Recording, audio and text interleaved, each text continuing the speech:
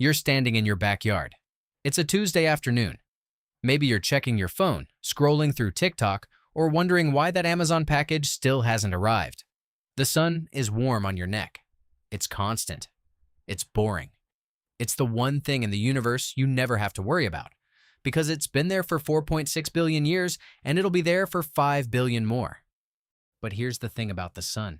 It's not just a light bulb in the sky. It's a gravitational anchor holding the entire solar system together.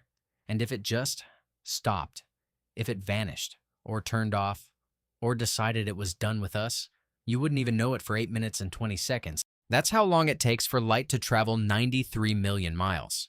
For those 8 minutes, you'd still feel the warmth. You'd still see the blue sky. You'd be living in a ghost reality, a world powered by a star that no longer exists. And then, at the 8-minute and 21-second mark, the lights go out. Not like a sunset, like a switch. And this is the story of what happens next. The first thing that hits you isn't the cold. It's the silence of the sky. The moon, which only reflects sunlight, vanishes instantly. The stars, however, become brighter than you've ever seen them because the atmospheric glare is gone. But while you're staring up at the stars, something much more terrifying is happening under your feet. Gravity travels at the speed of light. The moment the light goes out, the gravitational tether snaps. Earth is no longer orbiting. We are now a rogue planet, traveling at 18 miles per second in a perfectly straight line into the dark, empty void of interstellar space. Imagine you're on a merry-go-round and someone suddenly cuts the center pole. You don't just stop. You fly off into the bushes. That's us. We're flying into the bushes of the galaxy at 67,000 miles per hour. There's no Netflix for this. There's no app to track our new trajectory. We are just gone. Within 24 hours, the global temperature begins to plummet. Most people think we'd freeze to death instantly. But Earth is actually pretty good at holding on to heat. We have an atmosphere, and we have oceans that act like giant thermal batteries. However, pretty good is relative. By the end of the first week, the average global temperature drops to 0 degrees Celsius. By the end of the first year, it's minus 100. Think about your freezer. Now, imagine living inside the ice cube tray. All photosynthesis stops immediately. Every plant on Earth, from the redwoods in California to the grass in your front yard, stops producing oxygen and starts to die. Within weeks, the base of the global food chain collapses. If you're a cow, or a sheep, or a guy who really likes salads, your timeline just got very short. But here's the weird part. The atmosphere wouldn't vanish. As it gets colder, the gases in the air would eventually reach their freezing points. First, the water vapor falls as snow. Then, the carbon dioxide freezes into dry ice. Eventually, the very air you breathe, the oxygen and nitrogen, would liquefy and then freeze, coating the entire planet in a 10-meter thick layer of air ice.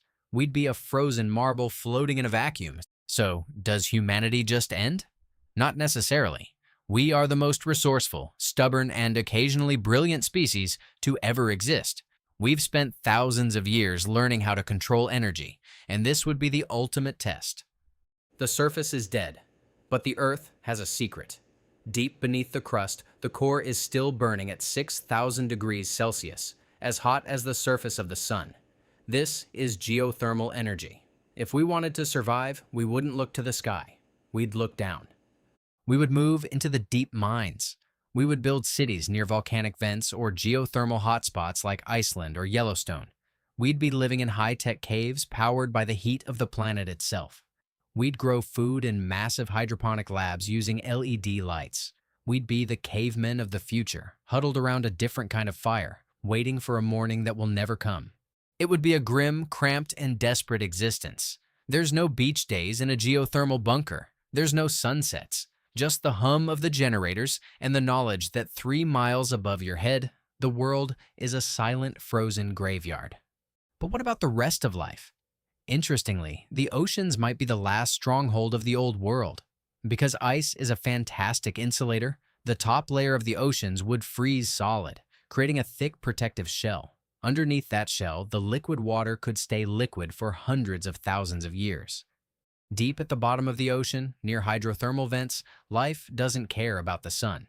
There are entire ecosystems of tube worms, blind shrimp, and bacteria that get their energy from chemicals, not light. To them, the sun stopping wouldn't even be news. They've been living in the dark for billions of years. They are the true masters of the Earth. In a way, life would come full circle. It started in the dark, warm vents of the deep sea, and that's exactly where it would end up. We'd be gone. The forests would be gone. The cities would be frozen husks.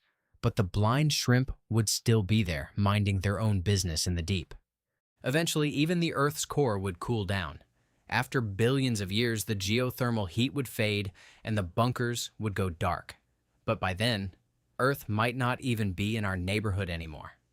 In the vast emptiness of space, stars are very far apart, but they aren't stationary.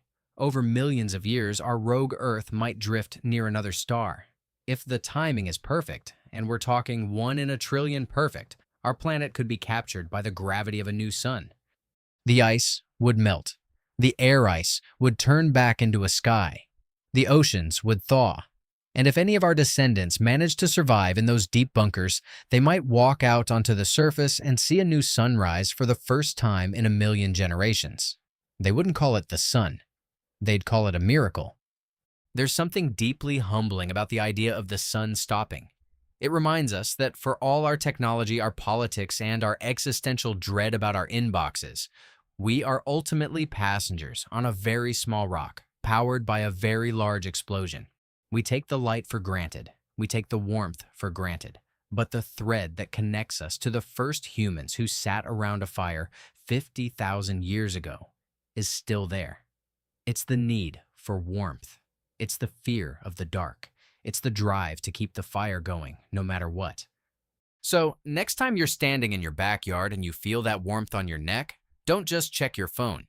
Look up, safely, and realize that you're witnessing a 4 billion-year-old miracle that's giving you exactly 8 minutes of warning. Enjoy the light while it lasts, because in the end, we're all just trying to stay warm in the dark.